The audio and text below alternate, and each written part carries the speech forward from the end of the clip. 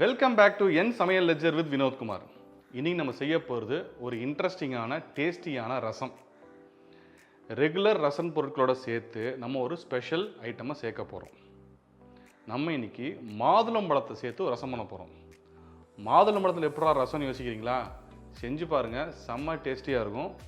இனிப்பு, புளிப்பு, காரம் எல்லாம் மிக்ஸ் ஆகி ஒரு ஃபென்டாஸ்டிக் ஃப்ளேவரோட இந்த ரசம் வரும். இந்த ரசத்துக்கு என்ன பொருட்கள் தேவைன்னு நம்ம பார்க்கலாம். மாதுளை 2 முழு பழம், ஒரு நெல்லிக்காய் அளவு புளிக்கரைசல், தக்காளி 1 பொடியாக நறுக்குனது, கொத்தமல்லி, துவரம்பருப்பு 2 டேபிள் ஸ்பூன் வேக வச்சது, மஞ்சள் தூள், உப்பு, ரசப்பொடிக்கு தேவையான பொருட்கள், மிளகு 1 டேபிள் ஸ்பூன், ஜீரகம் 1 டேபிள் ஸ்பூன், மல்லி 1 டேபிள் ஸ்பூன், காஞ்ச மிளகா 2, தாளிப்புக்கு நெய் 1 டேபிள் ஸ்பூன், கடுகு 1 டேபிள் ஸ்பூன், காஞ்ச மிளகா 1, பெருங்காயம், கருவேப்பிலை. ஃபஸ்ட்டு இந்த ரசத்துக்கு முக்கியமான விஷயம் மாதுளம்பழம். அதை நம்ம இன்றைக்கி அரைச்சி ஜூஸ் எடுத்துக்க போகிறோம். அரைச்சி வடிகட்டி அதை ஜூஸ் எடுத்துக்க போகிறோம்.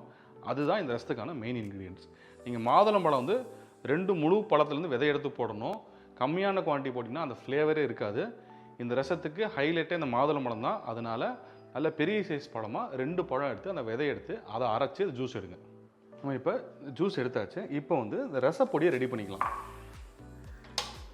அடுப்பு ஆன் பண்ணதுக்கப்புறம் நம்ம இங்கே வந்து வறுக்கிறதுக்கு வந்து ஆயிலோ எண்ணெயோ யூஸ் பண்ண போகிறதில்ல, ட்ரை ரோஸ்ட் தான் பண்ண போகிறோம். மிளகு, ஜீரகம், வரமிளகா, மல்லி இது 4ஐயும் ட்ரை ரோஸ்ட் பண்ணிக்க போகிறோம்.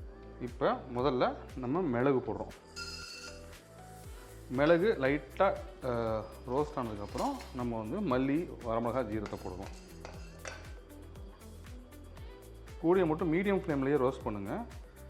ஹை ஃப்ளேமில் போட்டால் கருகிறதுக்கு வாய்ப்பு இருக்குது. மிளகு லைட்டாக புரிஞ்சதுக்கப்புறம் மல்லி,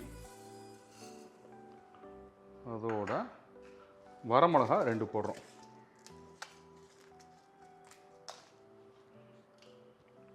அப்புறம் ஜீரகம்.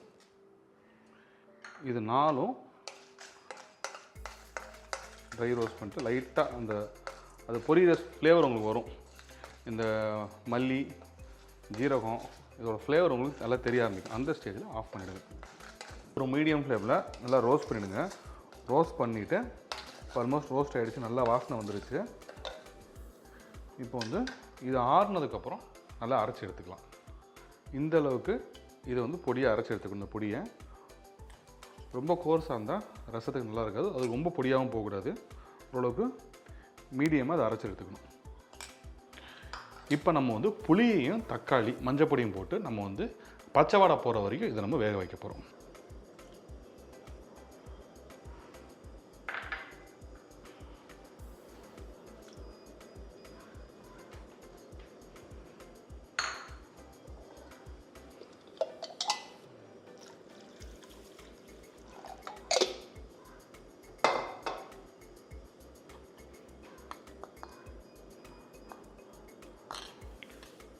இந்த புளி, தக்காளி, மஞ்சள் பொடி நல்லா கொதித்து தக்காளி நல்லா மேஷ் ஆகி பச்சை வாடை போகும். அது வரைக்கும் நல்லா கொதிக்கணும். அதுக்கப்புறம் நம்ம பொடியையும் இந்த பொமக்ரானட் ஜூஸு, உப்பு இதெல்லாம் சேர்த்து நம்ம வந்து ரசத்தை ரெடி பண்ண போகிறோம். இப்போ இந்த தக்காளி, புளி, மஞ்சள் பொடி நல்லா கொதிச்சிருச்சு. இந்த ஸ்டேஜில் நம்ம அரைச்சி வச்சுருக்க ரசப்பொடியை சேர்க்க போகிறோம்.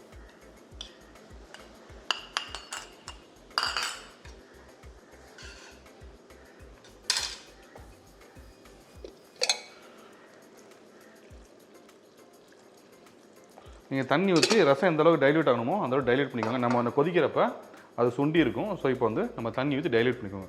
டைல்யூட் பண்ணிவிட்டு இந்த டிஷ்ஷுக்கு தேவையான உப்பு,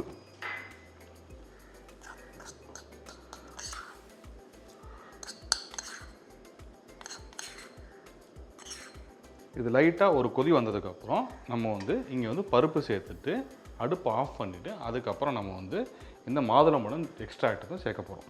இப்போ வந்து இது கொதிக்க ஆரம்பிச்சிருச்சு. இந்த ஸ்டேஜில் நம்ம வந்து இந்த பருப்பு, துவரம்பருப்பு, நம்ம ஒரு 2 டேபிள் ஸ்பூன் துவரம்பருப்பு குக்கரில் ஒரு 5 விசிலுக்கு விட்டுருக்கேன். நல்லா வந்து மசிஞ்சிருக்கணும். ஆக்சுவலாக துவரம்பருப்பு ஆப்ஷனல் தான். துவரம்பருப்பு கொடுத்திங்கன்னா ஒரு கன்சிஸ்டன்சி கொடுக்கும் ரசத்துக்கு. ஒரு பேஸ் நல்லாயிருக்கும், டேஸ்ட்டும் நல்லாயிருக்கும். பட் நீங்கள் வேணும்னு அவாய்ட் பண்ணிக்கலாம். அதே மாதிரி இந்த ரசத்தில் நான் பூண்டு போடலை. பூண்டு போட்டிங்கன்னா பொமக்ரானட் ஃப்ளேவர் கொஞ்சம் செட் ஆகாது. அது கொஞ்சம் பூண்டு கொஞ்சம் ஓவர் பவரிங்காக இருக்கும். பொமக்ரானட் ஃப்ளேவர் கம்மியாகிடும். அதனால் இந்த ரசத்தில் நான் பூண்டு சேர்க்கலை. இப்போ இந்த பருப்பு தண்ணி ஊற்றிக்கலாம். பருப்பு தண்ணி ஊற்றிட்டு ரொம்ப நேரம் கொதிக்கக்கூடாது. ஜஸ்ட்டு ஒரு கொதிக்க ஆஃப் பண்ணிவிடுங்க. இப்போ ஓரத்தில் நுர கட்ட ஆரம்பிச்சிருச்சு. இந்த ஸ்டேஜில் அடுப்பை ஆஃப் பண்ணிவிடுங்க. ஆஃப் பண்ணிவிட்டு நம்ம இங்கே கொத்தமல்லி நறுக்கி வச்சுருக்கோம், அதுவும் இந்த மாதுளம்பழம் ஜூஸையும் சேர்க்க போகிறோம்.